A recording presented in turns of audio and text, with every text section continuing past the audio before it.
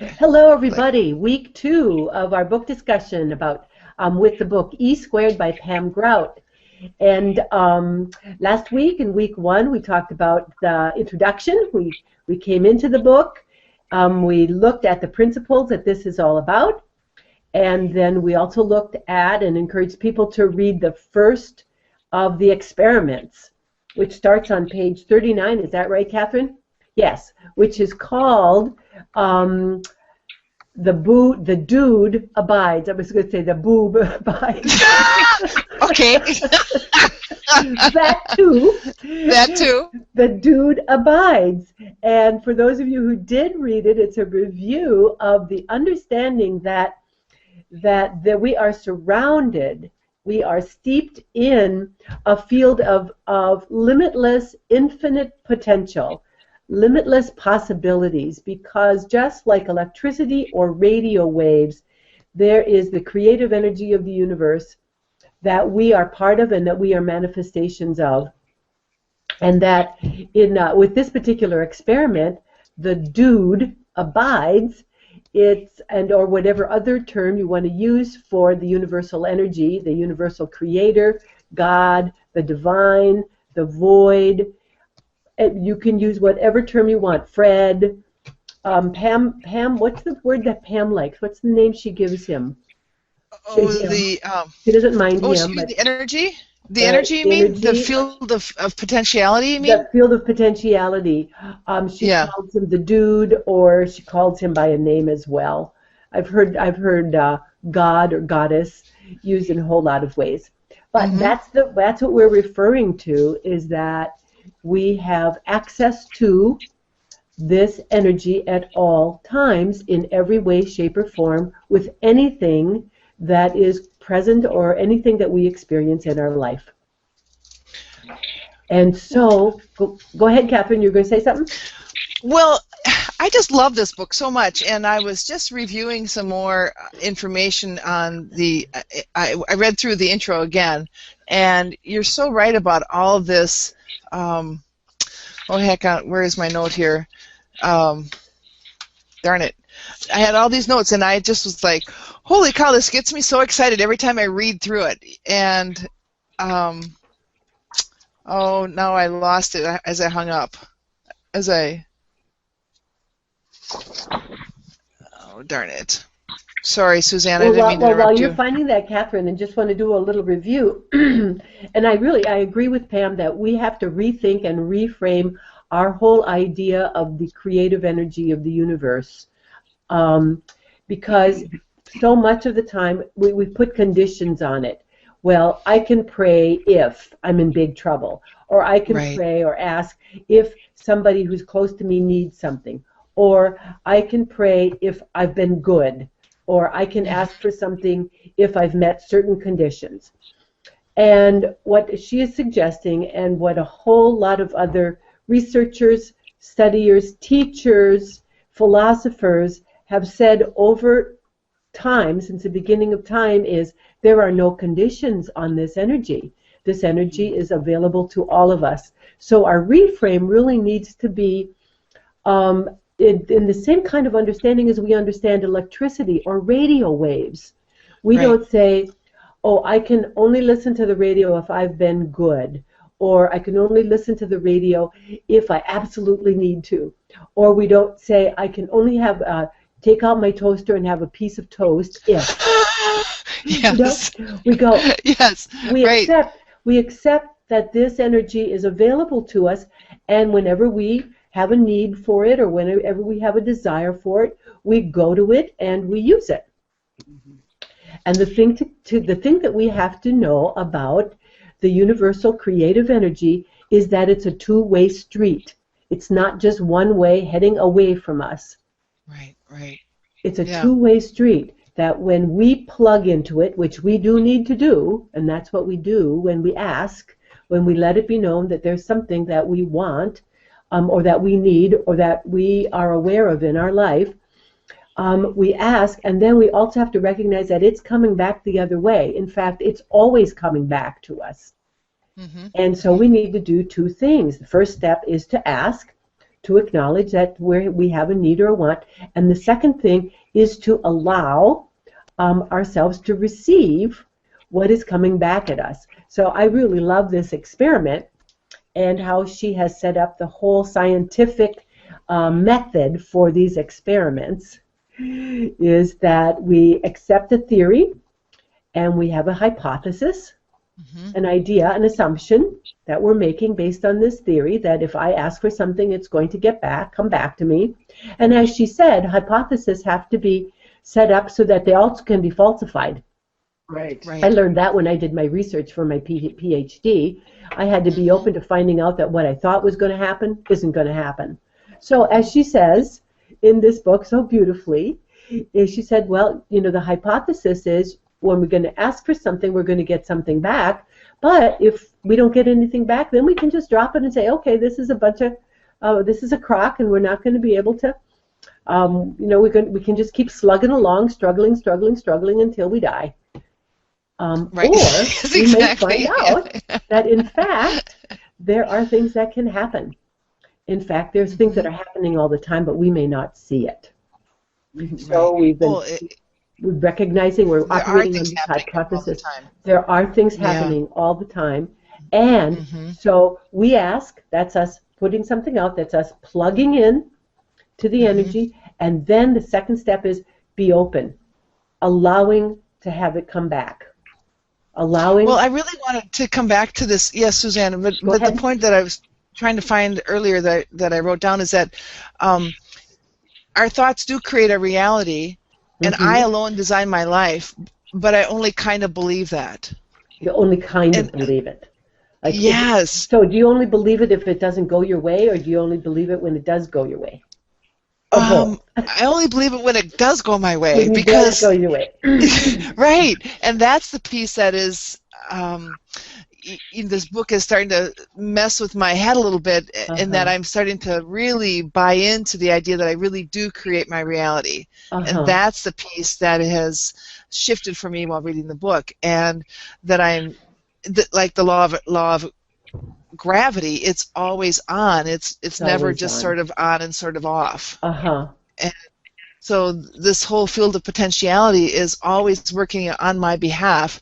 It's whether or not I'm paying attention to it, and whether or not I am expecting things to happen for me.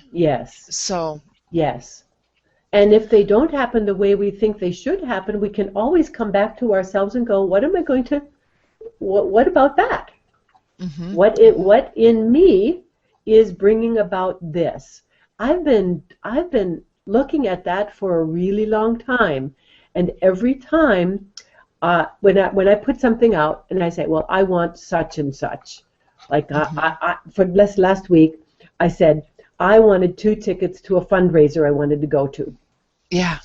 And I just put it out there, and the tickets did not show up. So I asked myself, instead of going, well, I guess it's not true, there isn't any universal energy that's creating these tickets for me. Instead, I asked, what about me? What about for me was not completely in line with receiving these tickets? What was it? Well, actually, it turned out really well that I didn't get these tickets because I wasn't feeling too terrific over the weekend. I was hanging out with my 4 little grandchildren, and they all had snotty noses and coughs and sneezes. And guess what? I ended up with a snotty nose and coughs and sneezes. So it was pretty good that I didn't get the tickets because I wasn't feeling all that up to going. So that to some people might sound like rationalizing not getting what we want. What's the Aesop's fable of the fox wanting to reach the grapes, and when he can't, he goes, "Oh, that's okay. I didn't want them anyway." It's not that. It's that it's a way for us always to be able to know that we're in charge of something in our life, and that we can make adjustments. We don't have to choose disappointment. We don't have to choose anger. We don't have to choose discouragement. We can look at our life and go, okay, that didn't show up. I can accept that. Other things do show up. And as I said, over the Saturday night, I was kind of glad. No, I was glad because it was pouring rain here too. I don't want to go outside in pouring rain. So I got taken care of by the universe in that way, you know? Mm-hmm. Right. So always to keep ourselves in the driver's seat of our own bus and going, okay, I'm in the driver's seat. This is the way my life is going. What do I want to do about it?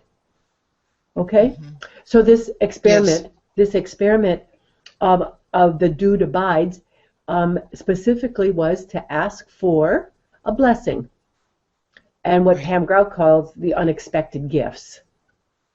Mm-hmm. So for anybody who did this, if you're on Facebook and you want to tell us about it, go ahead and do that. Or if you're just listening to it, go ahead and just think about when you asked for an unexpected gift, unexpected blessing, what did you get? And just, kind of put that out into the airwaves here, and we'll because we know that these unexpected things are happening all the time. So Catherine, I'll add my go ahead. Yeah. And part of the exercise that Pam asked us to do was to write it down and to give it 48 hours before it came in. Right. Exactly. So I said I was looking for an unexpected gift. I did this a couple times last weekend. I went to a event and never really even thought much about going to the event, and while I was there, they had tickets where you could all put your name in the hat for these things, and so I put all my tickets into two things that I really thought, it'd be nice to win, but I didn't really give it much thought. Well, lo and behold, I won one of the things that I was looking for. It's just a kind of a cute little raffle thing, but I thought, I won, and after I got it, I thought, ding, there's my unexpected blessing, and I wasn't even putting two and two together while it was happening. I thought, I am so unconscious. It's just so, stuff shows up for me all the time, and I go, oh, nice, and I sort of dismiss it and then move along. I'm kind of with you, Catherine. I've been doing this for quite a while now, and every day, most every day, I ask, and I say, I'm open. And I don't put it on a 48-hour schedule anymore. I just ask every day, and I'm open. And then when something shows up that I didn't expect, I just say I do a nod of thank you. I get it. Thank you. That was my gift for today. And then I go on. And I think actually that's really the outcome of this particular experiment we want to have. We want to get to the point where we're taking it in stride in terms of, yes, we're going to every day. There's unexpected blessings that come, and yes, every day when they come, we go, thank you, I get it. I'm really glad for it. For example, my grandchildren were over yesterday, and actually it began in the morning. I looked in my refrigerator. I eat lots of greens every day. I looked in my refrigerator, and I noticed that I didn't have any more Swiss chard. And I thought, and I know there's gardens around here that are giving away Swiss chard, but I'm not going to knock up on somebody's door and say, can I have the Swiss chard in your garden? But I just said, I need some Swiss chard. That's all I said. I would just really like some Swiss chard. And so my grandchildren came over, and I was playing with them, and my phone rang. And I answered it, and it was one of my buddies. And she said, your neighbors down the street, they're friends of mine, they told me that you could come over anytime and get the Swiss chard from their garden. Yeah. So I said, oh, really? Just this morning I asked for some Swiss chard. So she came over. I walked my granddaughters down to my neighbor's house, and my friend was there, and we picked Swiss chard to our heart's content. I came home with a big bag of Swiss chard. And as soon as As soon as I got the phone call, I just said, oh, thank you, God. Thank you, universe. Okay, there's my Swiss chard for the day. So it doesn't have to be anything really big, although, we can go up the scale of things. But I really love the little everyday stuff. Yeah. That we just kind of might minimize. But if we don't minimize it, we give a good hearty thank you. I really appreciate it. I have my Swiss chard to eat. I put it in my morning drink this morning, and it was great. And I blessed it again this morning. I thanked it again. So these things are showing up. I guess the other, and this is a bigger thing for in our household, my husband has been wanting to get some more employment for himself. And he's been working at it for a while. And he's been doing some independent contractor work. And some things have come in, but some, he's been waiting. And last week he had applied for some specific jobs. And the company that he's working for with these independent contractor things, they said, oh, those have already been taken. Well, Friday, late Friday evening, he got emails that said, oh, if you want these jobs, you can have them on Monday morning. And so he wrote them back, and he said, yeah, I'll be available. And on Saturday, he got the call. Yes, come Monday morning, and he got 3 jobs. Out of what felt like out of the clear blue. Just 3. like that, 3 jobs. Yes. 1 for this morning and 2 for tomorrow. So we went, we both said, oh, okay, thank you very much, because I'm affected by his working as much as he's affected. And I just got a phone call before we started. He's on his way home and saying, it was the best time. I so enjoyed myself. So he was expressing appreciation right there. Funny. So those are the kind of things that begin happening when we start noticing. Anything else?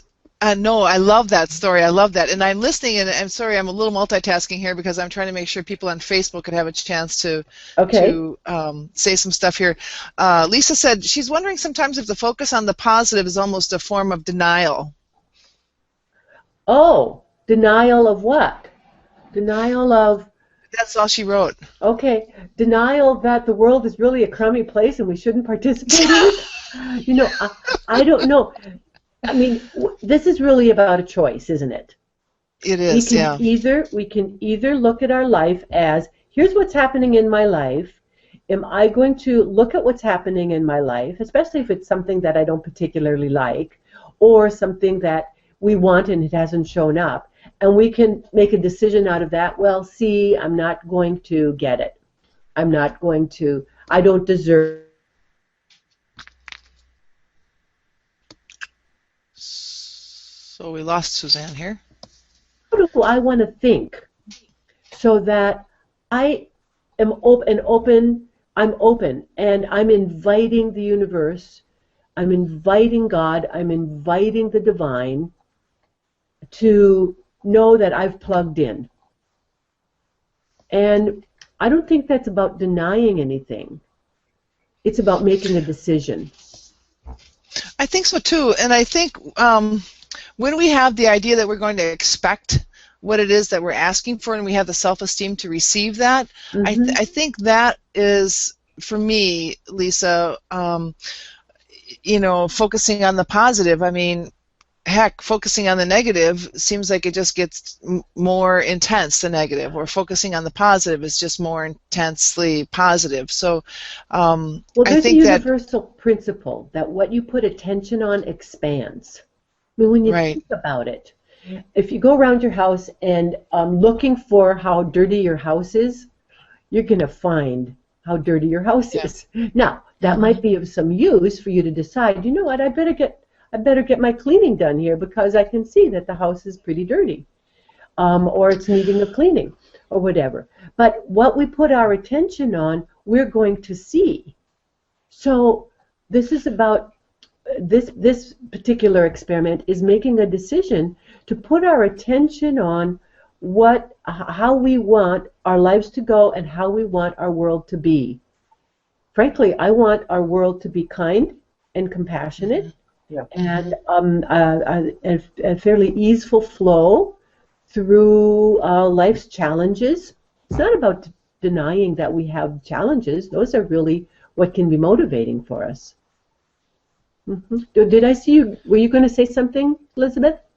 Well, I just I think in the. Oh, go ahead. You can hear me, right? Yeah. Okay. I like the point too in the introduction where they talked about A Course in Miracles, where to be in the kingdom is to merely focus your full attention on it. You have to be willing to perceive nothing else.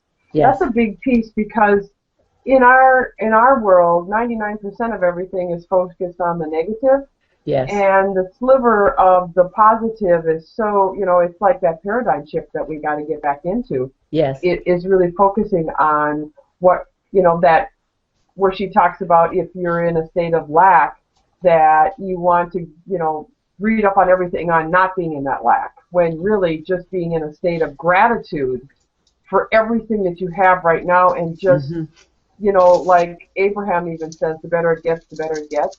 Mm-hmm. And I never got that before, but it's like the better it is, the better it is. I mean, yes. you focus on that. So yes. I thought that was a pretty cool piece. Oh, great. Thank you. What it has me think of, too, is that we need to recognize that we're creators. Amen. That's what we're standing on here, is that we're creators. Right. So if you just look around you, each of you are sitting in your beautiful rooms, as I am. This is space that we've created. We've co-created. Everything in here and everything in wherever anybody else is sitting, we've had a hand in bringing this about. So we get to ask ourselves, what is it that I want to create? Well, what is really important that we put our attention on is our thinking, because our thinking is what is absolutely at the foundation, or is at the base of what kind of creator we're going to be.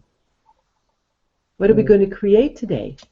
Well, and didn't she say that 95% of our thoughts are pre-programmed from our subconscious, and so in some ways we are creating today what we've been thinking about from last month, last week, last year, and so everything that's manifesting right here and now is everything that we've been thinking about. So if we're thinking about ourselves as successful businesswomen, and we're thinking about ourselves as fabulous manifestors, then we just continue about our day as manifestors and about just creating what we want. But if we're thinking about ourselves as receiving what the leftovers, or everybody else gets it but I don't get it, then I think then you're going to get what you're thinking about in terms of your self-esteem for saying, oh, well, I deserve to have what I asked for. I mean, if I expect to have people contacting me for business, I usually do get contacts. I had that experience this morning. Somebody canceled an appointment for this week. It happens, of course. And as soon as that happened, I just said to the universe, all right, I would like to have somebody else fill in. 5 minutes later, my phone rings. 5 minutes. 5 minutes later, my phone rings. And it's somebody who wants an appointment. I went, oh, all right, great. Okay, thank you very much. Because you were over the void that was that person created a void, and you could have pinched that off, and instead you kept it open and wanted the universe to fill that funnel. And that's such a great joy when you recognize it and you focus on that, and it is changing your thinking. It really is focusing on changing your thinking, because we do create exactly what we have, and that part it's so simple, and yet it's so complex. Yes. It's such a double-edged. And if we do not own ourselves, that we are creators, this is going to be very difficult. Right. But when we get willing to stand on, I'm a creator, and I'm a co-creator of everything that's around me here. Okay, what is it that I want to create?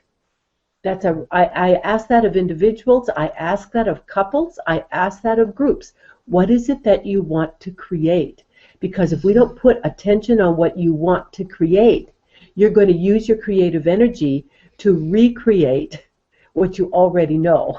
More of the same. Yeah. Right. Well, sorry, Suzanne, it's taking 100% responsibility for yourself. Yes, it is. Because when you show up for yourself, and then you start really taking some of that language out that says, this person did this to me. No. I co-created that situation with that person. And that really highlighted things for me where it was like accidental. Yeah. There's no accidents at all. People, when they hook up, there was a reason why they hooked up, because they weren't paying attention, or they weren't centered, or they weren't focused, and that's where the coincidence is, where we coincide with each other. Yeah. That it really is something we have co-created. Yeah. Yeah. Exactly. So I want to just spend a couple minutes here on the whole process of asking, because that's where a lot of us get hooked up, is that as soon as we ask for something, as soon as a desire shoots forth, we might put a lid on it and go, I can't ask that. I haven't done it good enough. I haven't done enough preparation. I haven't studied enough. We start putting the conditions on it. And rather than trying to sort all of that out, here's what I recommend. As soon as we notice that, we can do two things. And they're non-verbal, non-thinking actions. Wiggling and breathing. And here's why I recommend wiggling and breathing. Yeah, wiggling and breathing, right. Here's why I recommend it. Because those thoughts that create the conditions, they freeze us. They limit us, and our body reacts with contraction. And in contraction, we get tense. And our breath rises up to the top of our chest, and we go into a freeze. It might not be a deep freeze, but it's some freeze. Well, guess what helps us come out? Not talking ourselves out of it, wiggling does. Like wiggling, just shaking. You can kind of see me do this. I'm a really good wiggler from way back. I used to wiggle a lot as a kid, But go ahead and try it. Who's ever listening, just go ahead and wiggle and notice what happens to your breath as soon as you start wiggling. I can hear Catherine breathing. You really have to start to breathe. You have to start breathing, because you can't not breathe and wiggle at the same time. Wiggling activates breathing. And so as soon as we start doing that, notice what happened to your thoughts. They start freeing up. So here's the little trick to do, is when you notice that you've put a condition on, well, I'll ask for it when. I'll ask for it when I've completed this. I'll ask for it when I've meditated for so long. I've asked for it. I'll ask for it this. Stop. Just pause right there and go ahead and wiggle and breathe. It's better. It's good. Really good idea if you just stand up and wiggle. But sometimes we can't. When I'm sitting with somebody and I teach them this, and they say, well, do you do it? And I said, don't you notice it? I'm wiggling all the time. But the thing is, they don't notice it. Most of us can be wiggling all the time, and we don't know, and people don't notice it. It's just that we're doing it kind of subtly. I wiggle subtly all the time, and my breathing is going all the time. Okay, so that's the trick. That's a trick to use, and I'd be glad to hear results that people have when they use wiggling. Okay, so are we ready to talk about next week's chapter number 2? She calls it the Volkswagen Jetta principle, and what this whole principle is about is that essentially what we intend will start showing up. Some people call this the attraction factor. Yeah. That if we hold something in our mind, we're going to start seeing it. Well, I mean, my example of the Swiss chard. Not only did I thought about the Swiss chard, I looked in my refrigerator, I pictured it there, and I went, I want some Swiss chard. Well, boy, did it show up in spades, because my neighbor's garden had 4 rows of Swiss chards. It just, just so big, and the leaves were big. They were like 2 feet high, and my granddaughters, they're about as big as my granddaughter. So. Oh my gosh. I pictured it, and there it was. So we need to train our mind and our hearts, our whole body, our whole being, that when we bring something into it, in fact, it all starts inside of us. It all starts inside of us. Then it starts showing up on the outside. Her suggestion in this chapter is that we choose seeing a sunset beige color of a car.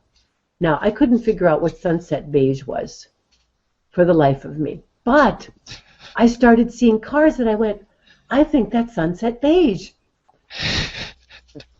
And when I first read this chapter, I was about to go on a road trip, and I went, oh, okay, I'll just look for sunset beige cars. I tell you, I saw so many sunset beige cars. It's kind of pinky, kind of browny, kind of orangey. I never knew that was such a shade of a car, but there they all were. But you can choose anything you want in this particular experiment to decide that you want to start seeing more of? Just to give yourself this little test that when you put your attention on it, it's going to show up. Have either of you experimented with this and had things show up? Oh, yeah. Yeah. Yes. Yes. One time I said, I would like to see an otter. Oh, Now, I live by the river, but I thought I'd like to see an otter. And I don't know, I mean, I thought, how am I going to see an otter? And so I just had gotten, I'll show you. I was expecting to see actually the critter, but anyway, so I just had gotten this new phone, and somebody said, I said, I'm a little worried about not smashing my phone, and he said to me, oh my gosh, you got to get this thing. It's called an otter box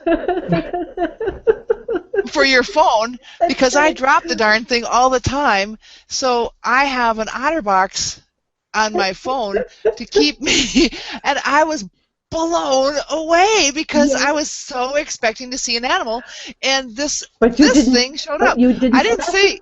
You didn't. No. Yeah, four-legged otter that's live. Yes. That's what I had in my head. Yes. So I had this in my head that's the kind of otter I was going to see, and I just said otter, and then when he showed me that and he flipped it over, I thought, I almost dropped over. I thought that is the coolest thing, because it's so, my mind is expecting to see one thing, and when she's talking about all the stimulation that our minds have every day and how we filter all that out and we only let in certain amounts of it, that was really profound, because I know I filter all the time. And what I'm filtering with my eyes or ears, what I'm expecting to see, I'm filtering right out all the gifts from the universe, right along with all the other stuff. And so now I'm ready to let the things that I'm ready to see, I'm ready to let those in. Yes. I had at the time, and this just hit me now. My aha just hit me now. Oh, good, Elizabeth. So there was two things. First thing is when I did this experiment first back a while back, and I just reread it again in July, and now I'm rereading it again now. Yeah. But I did it in July, and I put it on. It was almost like my bucket list, but I had put on that I wanted to buy a blender, and then just send it out into the universe, and it didn't show up in 24 hours. Well, it got manifested, and it showed up on my birthday. So I got it. It just took a little bit longer, but I just, you know what I mean? It's just like I put it out there, and I thought, okay, and she said, if it didn't show up within that 24 to 48 hours, well, it got manifested through my husband, because it was in the process. I just didn't see it. So I thought that was kind of funny. Then with the vehicle business, I said I wanted a red GMC, and I did, and I thought, wow, I haven't really seen any red GMCs. What it was is I was thinking red GMC truck in my thought, but I didn't write it down that way. Well, the red GMC label, or the logo that usually sits in the grill, is red. So I kept noticing now all of my neighbors and people on the road that had these GMCs, and I always go to the grill. I always look at the grill, because it used to be, I liked the GMC because I said, give me cash. I mean, I used to just kind of laugh at that. And so it's kind of funny now just talking to you, because of being real specific. Yes. That I really was seeing red GMCs. And it was the grill. So I mean. Yes, you were. Yes. That's really a great aha right now. So I'm like, I did manifest it. And that just gives me truth bumps up the back of my neck, saying, OMG. So it's kind of cool. So thanks, Suzanne. It was you're good. welcome. Because so to do this experiment, for those of you who are listening in, read the chapter and do the experiment, and you can either do exactly follow it as she says, to look for the sunset beige pink cars, or pick a color or pick a type of car you see, and get specific. As you're just saying to Elizabeth, this is perfect. We could, or your otter story is just a hoot, Catherine. That, if you want to be specific, get specific. Yeah. And then say, and then ask for openness that you see what you're asking for. Right. And writing it down, she really encourages us to write it down and set a time frame on it. So I note the time that I'm doing my expectation, and then I'm also writing down the time and the day. And saying, okay, dude, you have 48 hours, and then, or 48 hours to see the cars or the otter or whatever it is that you're looking for. So I'm looking for this. And part of what I struggled with the first time when I read this book was, am I not good enough because I didn't see my stuff in the first 48 hours? And so that was a little bit of a weird twist to it, because I was looking for it, and I thought, okay, so yes, of course it'll show up, but what if it doesn't show up? What if it takes that's that old programming. A week? Yeah, all those doubts, they just shoot up really quickly, and we can go, oh, thank you very much for commenting, and rejoin your experiment. It's not that you're going to be able to stop all this conditioned stuff. It's been habitually bursting forth for however many decades we've been on the planet.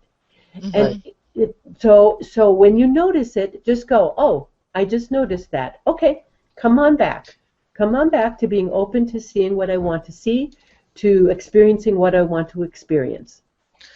And I think that for me, when I had this idea that I was going to see an animal otter, because in my mind, that's what I was asking for, that I was almost closed to any other options, except for he basically turned over his phone and handed me this thing and said, this is the coolest thing to protect your phone. It's called an otter box, and he handed it to me. I still didn't get it until I flipped it over and saw the word, and I go, oh. Great. So I really had it in my head that I was going to see an animal, and that's what I was looking for. So, like, if you're looking for, in my mind, if you're looking for prosperity, or if you're looking for a blessing that's coming to you and you have this idea, and it's really keeping you from being able to see the other possibilities, I think that's my takeaway from this particular chapter, and I'm excited to do this again, because I'm really excited about the blessings that I received last week, and I think it's sort of like exercising my manifesting muscle. That's what I like about this. Of course it is. Yes. It's like Shakti Gawain says, this or something better now manifests for me in totally harmonious and satisfying ways for the highest good of all concerned. So like this or something better. If you just keep that open to that, then it's like, oh. And I like it too, where you do, like me with the red GMC, I'm thinking truck, it's really the red GMC emblem on all the grills. So the universe gave me exactly what I had put out there when I wrote it down. But I, in my mind, had something else that I was perceiving it. Yes. So that's pretty cool. Yes. Okay, so time to wrap up. Right. So next week we'll check back on this experiment number 2, the Jeddah principle, and we're going to move on and also discussing the Albie Einstein principle, which I love. We get to play with some little things next week as well. And wiggle, people. Everybody gets to wiggle. Remember, wiggle, breathe. Wiggle, breathe. Whenever you think you've gotten stuck on, oh, this is never going to happen, I'm never going to be good enough to do this. Wiggle and breathe first. Good. Okay? Good idea. Thank you, Suzanne. All right, everybody. We'll see you next week, 11:30, right here. Okay. Take care. Bye-bye. Right. Goodbye. Bye now.